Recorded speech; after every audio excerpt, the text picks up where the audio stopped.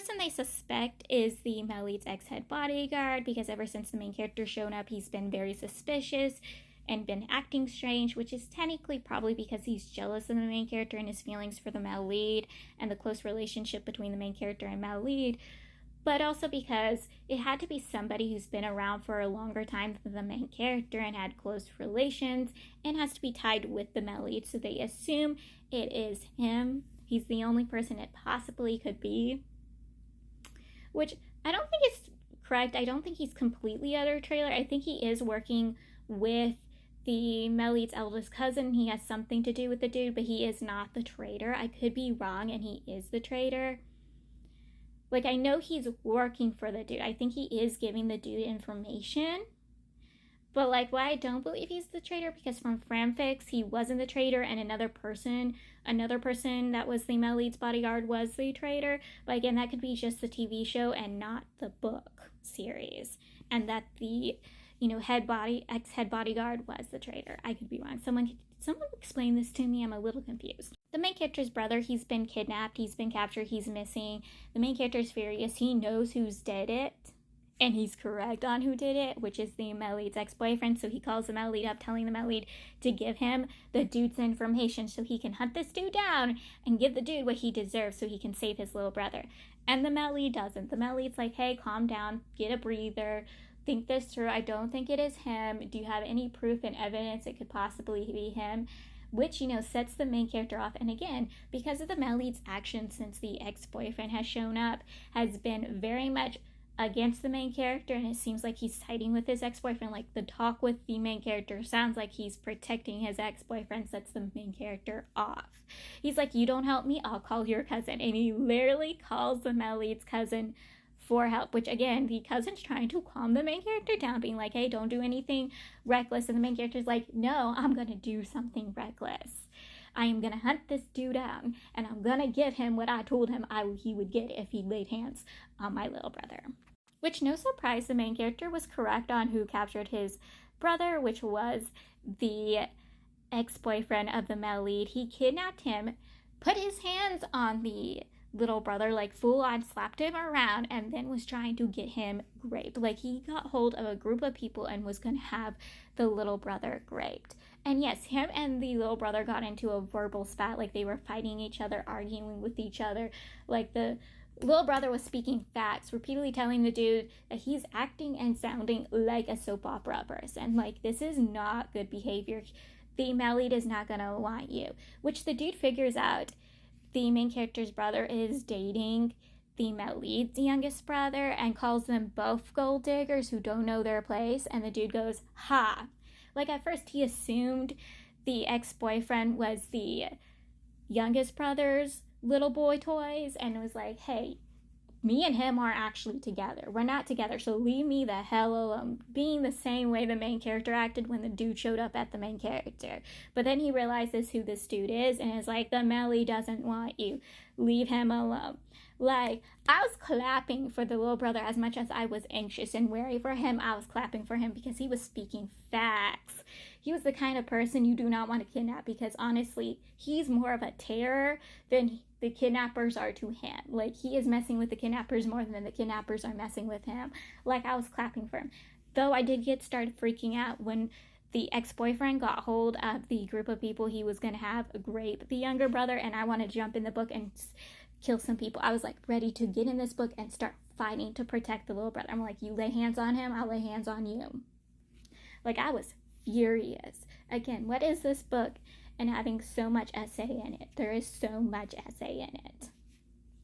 Luckily, though, the ex-boyfriend's younger brother, the Melly's childhood friend, walks in and goes, hey, you said stuff about kidnapping. You didn't say we're going to physically and sexually assault this kid. Like, this was not the thing I agreed with. Leave him alone. Like, it's between his brother and the younger brother of the main character. Like, it's in between them to protect the main character's brother. And I was like, finally, this dude is actually doing some good. This dude is not being cray. Like, this dude is stepping up and doing the right thing. Also, one of the reasons why the ex-boyfriend wants the Melly back, mostly because he's a crazy psychopath and probably a yandere, but also because his family is now horribly bankrupt, and he needs the male lead's backing, funding, and status to save his family and keep the lifestyle that he had. Like, that is actually why he's doing everything, is because he wants his lifestyle to stay the way it is, so he's going after the male lead. So he's actually the real gold digger. So the ex-boyfriend calls the main character, telling the main character that he kidnapped his little brother and where to go. The main character goes to the location. They get into a fist fight / gunfight. The main character wins both fights because, again, the main character's no stereotypical bottom. Dude is fit like a bull. This man could go into a fight with a group of men and come out perfectly safe and sound. So taking down somebody who's a stereotypical bottom is super easy for him. This dude even admits to being the one to frame the main character. Now, he's not completely the only person in it. He was given certain information, and then he framed the main character for it. But yes, he was the one who stated the main character was the main suspect. The male lead shows up because a guard he assigned to keep an eye on the main character called him and told him that, yes, his ex-boyfriend did kidnap the main character's brother, and the male lead's youngest brother showed up with him. So they're both furious on what's going on. Like, the youngest brother wants his own hands on this dude. Like, they have to literally pull the main character off of the dude because the main character is trying to murder him. Let the main character murder the dude. Just let him kill him because he's a crazy soap opera villainess. Like, just let the main character kill the dude.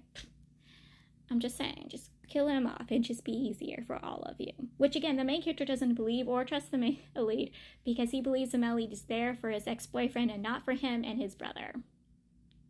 This is also when the main character finds out the youngest brother of the male lead is dating his brother, and he's not happy about that either. Not one bit.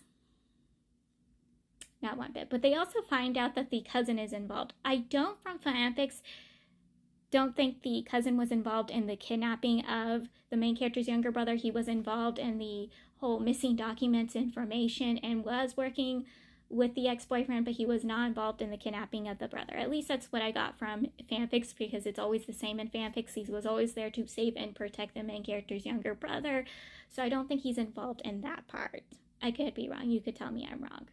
But yes. So the main character doesn't fully believe he was involved in it, but he doesn't trust or believe the dude anymore. Not one bit. But yes, they got the main character's brother safe and sound.